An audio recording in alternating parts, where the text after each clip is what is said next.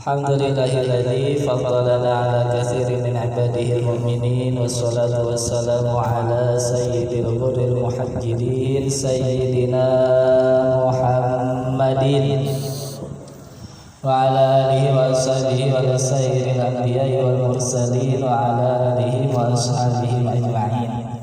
Ya Allah ya Haqq ya Nur ya Mubin, awir qulubana bi nurika innaka ala kulli syai'in qadir, bi barakati wa karamati wa asrari jami'i ahli silsilah Qadiriyah Naqsyabandiyah Mansuriyah Layasir Narasa PPKN radhiyallahu anhu wa qaddasa sirruhum amin amma ba'du.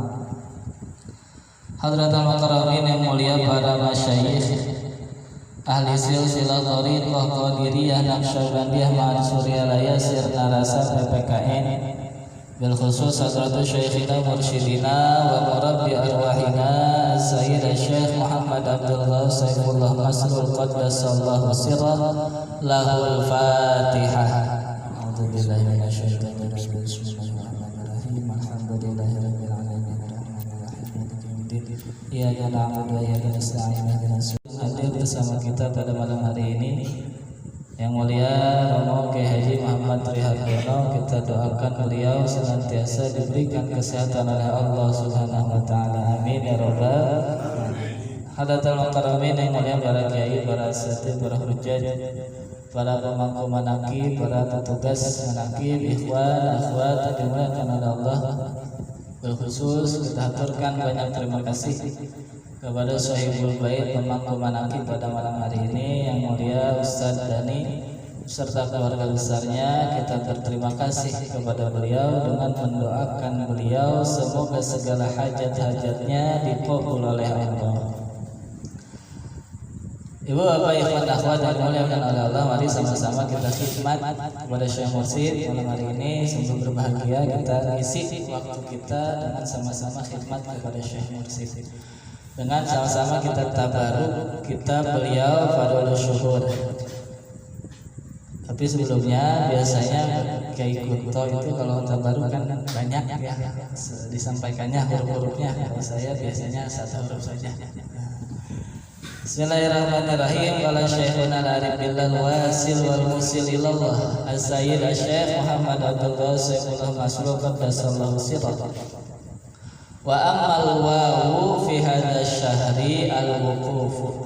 Jadi di bulan Dzulhijjah ini ada salah satu hurufnya Dzulqa'dah. Di bulan Dzulqa'dah ini ada salah satu hurufnya yaitu huruf wawu.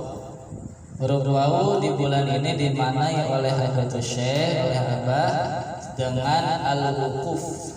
Secara bahasa al-wuquf itu artinya diam, berhenti. Tapi sebelum membahas wukuf secara makna, secara bahasa, Dzulqa'dah itu artinya adalah orang yang duduk.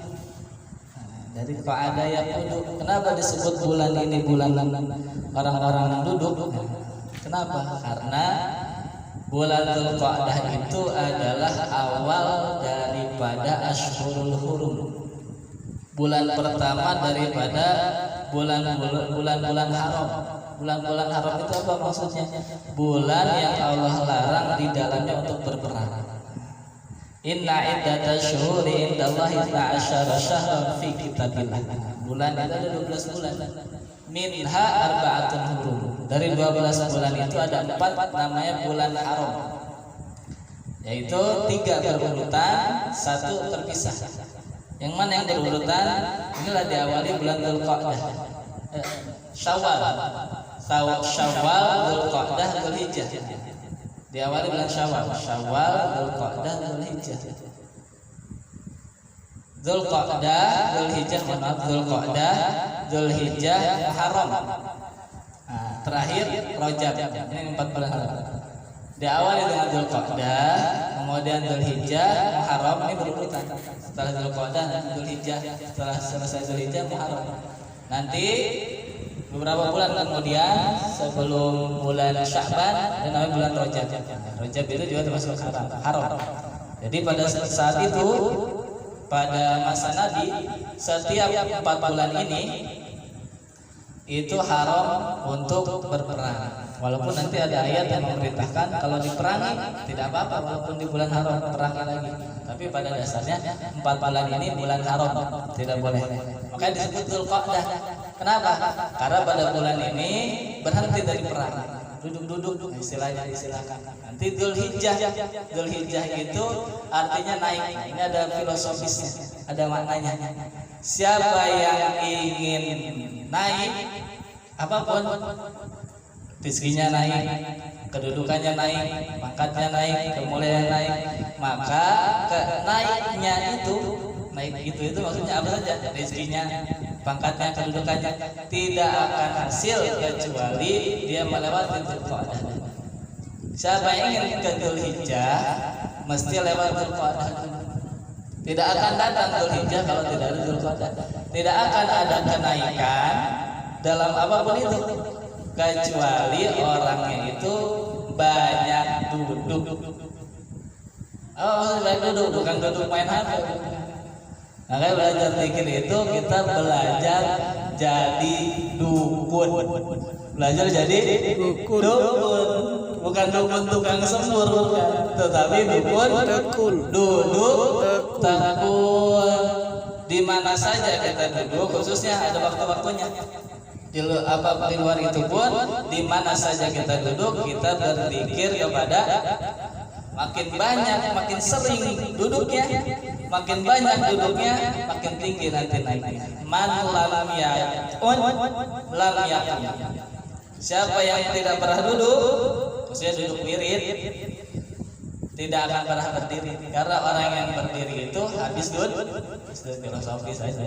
Inilah kita belajar zikir itu, belajar duduk tekun, belajar berzikir kepada Allah. Waktunya sudah ditentukan, yang khusus pada sholat maktubah, setelah sholat fardu yang waktu paling sedikit 165. Kalau sudah biasa 10 menit, 15 menit selesai 165. Duduk tekun. Tadinya sebelum ketemu guru mursyid, assalamualaikum, lantas jalan, nggak duduk lagi. Karena belajar. Apalagi kalau malam kita punya amalia dari maghrib sampai isya. Dukun itu betul-betul dukun. Orang-orang atau kita dulu lah, orang-orang dulu kita sebelum ketemu Syekh Mursyid biasanya habis maghrib ngopi. Yang suka ngopi. Atau kalau ibu-ibu nonton sinetron. Sekarang diganti kebiasaannya diganti.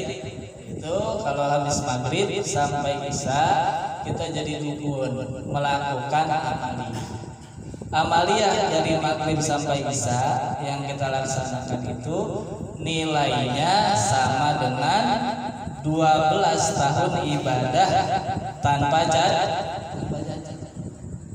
12 tahun ibadah tanpa jajan akan diraih dengan istiqomah duduk antara maghrib dengan isya. Kata para ulama, waktu maghrib isya itu bagaimana istilahnya? Kalau ada yang berprofesi sebagai ojek online, kata mereka itu ada waktu-waktu di mana orderan itu banyak. Nah, kalau bahasa Jakarta waktu gacor. Waktu di mana orderan itu banyak. Ada waktu sepi, ada waktu di mana orderan banyak. Biasanya orang mau waktu berangkat kerja sama pulang kerja. Menurut ulama ruhani, selama 24 jam kita hidup, di antara waktu yang di dalamnya Allah memberikan banyak rahmah, Allah memberikan banyak keberkahan selain sepertiga malam adalah waktu antara maghrib dengan isya. Makanya saya kalau maghrib bisa dilewatin cuma ngopi, nonton sinetron. Kita dulu tidak mengerti. Setelah ketemu guru mursyid, diajar jadi dukun dari maghrib sampai isya. Alhamdulillah.